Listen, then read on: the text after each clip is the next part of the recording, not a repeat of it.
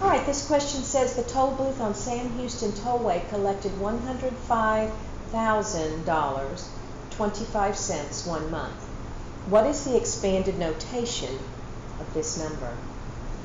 The first thing I would do is I would take this number and I would place it on my place value chart.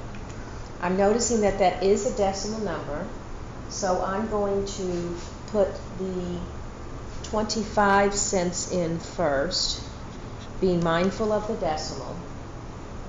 And then I have 6 digits, 3, 4, 5, 6, to represent the other portion of the number.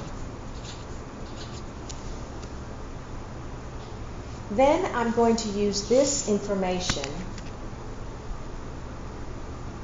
to look at the answer choices and see if I can determine which answer choices are correct, which answer choice is correct and which are not.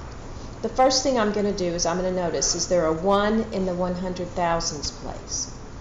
That is a 6-digit number, and yes, there is a 1. So this answer choice, this portion of the answer choice is correct. Is there a 5 in the thousands place? Yes, there is.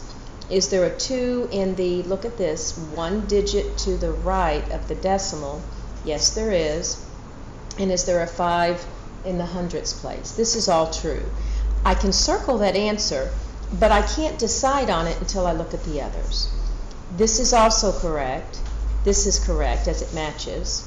This is correct, but look at this. This is a 5 in the tens place. You cannot have a 2 in the tens place and a 5. So that makes this incorrect.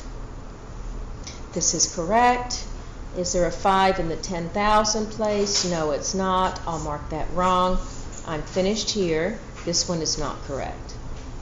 This one, yes, there's a 1 in the 100,000 place. There is not a 5 in the 10,000 place. We determined that already. So this is incorrect. So my answer is A.